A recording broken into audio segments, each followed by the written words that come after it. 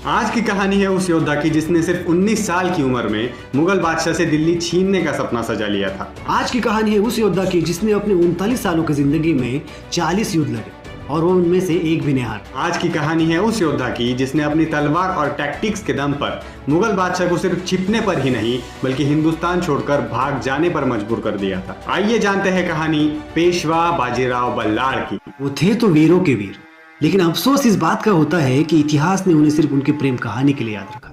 लेकिन आज के इस एपिसोड में हम आपके सामने रखेंगे पेशवा बाजीराव के कुछ ऐसे किस्से जो आपके होश उड़ा देंगे और जानेंगे कि क्यों पेशवा बाजीराव एक महान योद्धा थे। चीते की चाल, बाज की नजर और बाजीराव की तलवार पर संदेह नहीं करते, कभी भी मात दे सकती है। किसी भी आदमी को आम से खास बनने के लिए एक चीज की जरूरत होती है, एक बड़े सपने की, जो बाजीराव ने 19 साल की उम्र में ही देख लिया था। सपना दिल्ली जीतने का। 19 साल की उम्र में पेशवा अपने पिताजी बालाजी विश्वनाथ के साथ दिल्ली जाते हैं। वहां मुगलों को कमजोर होता देख उन्होंने ये दावा किया था कि मराठा चाहे तो वो मुगलों को हरा सकते हैं। ये बात उन्होंने छत्रपति शाहू महाराज को भी बताई। वो मिट्टी हिंदुस्तान की है और वो मयूरपंख मुगल सल्तनत का पेड़ जिसकी जड़ें हैं दिल्ली, और वो तीर मराठा साम्राज्य का। लेकिन छत्रपति शाहू महाराज उनकी इस बात को हमेशा टालते रहते थे, क्योंकि शाहू महाराज अपनी उम्र के 7 से 25 साल तक मुगलों की कैद में थे। लेकिन बाजीराव इतने जिद्दी और जोशीले थे कि शाहू महाराज के अनुभव पर बाजीराव का जोश भारी पड़ गया। अपने इसी जिद के साथ उन्होंने 40 लड़ाइयाँ लड़ी और चौंकाने वाली बात तो ये है कि उन्होंने इनमें से एक भी लड़ाई नहीं हारी। लेकिन कैसे?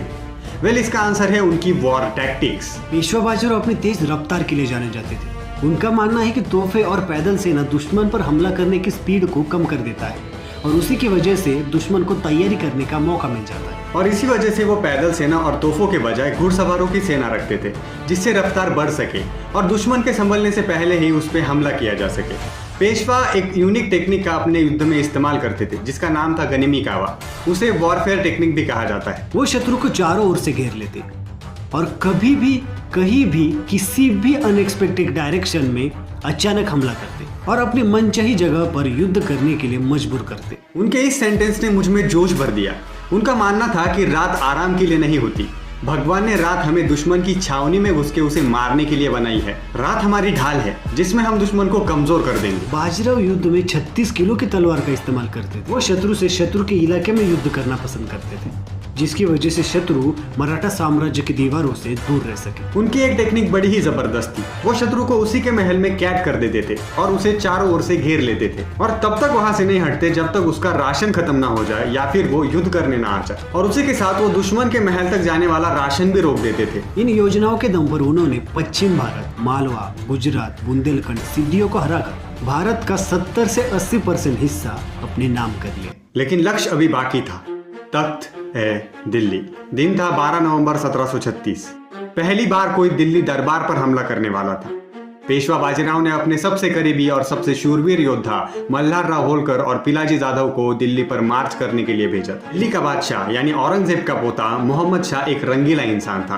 बाजीराव की सेना आती देख उसने आगरा के गवर्नर सादात खान को उनसे निपटने के लिए कहा। सादात खान मराठाओं से इतना डरता था कि उसने मुट्ठी भर मराठाओं को मारने के लिए 1.5 लाख की सेना इकट्ठा कर ली। मल्हार राव होलकर और पिलाजी जाधव ने यमुना नदी पार कर ली और सादात खान के साथ उनकी जंग शुरू हो गई। लेकिन आज मराठाओं का दिन नहीं था, क्योंकि मुगलों की 1.5 लाख की सेना ने मराठाओं को खदेड़ दिया। सादात खान बहुत खुश हुआ क्योंकि उसने मराठाओं को हराया था। उसने अपनी जीत का पैगाम मुगल बादशाह मोहम्मद शाह तक पहुंचाया और अपनी आधी सेना लेकर वो आगरा चला गया और आधी सेना उसने मथुरा भेज दी। अब सादात खान की सेना मथुरा और आगरा में अटकी हुई थी। इसी मौके का फायदा लेकर बाजीराव पेशवा ने पुणे से दिल्ली तक का 10 दिनों का अंतर सिर्फ 48 घंटों में पार कर दिल्ली पर धावा बोल दिया।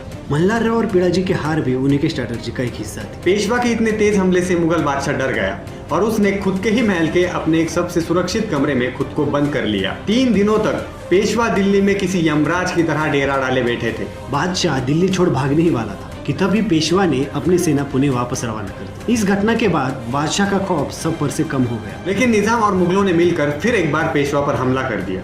मराठा और मुगल एक दूसरे से भोपाल में टकराए।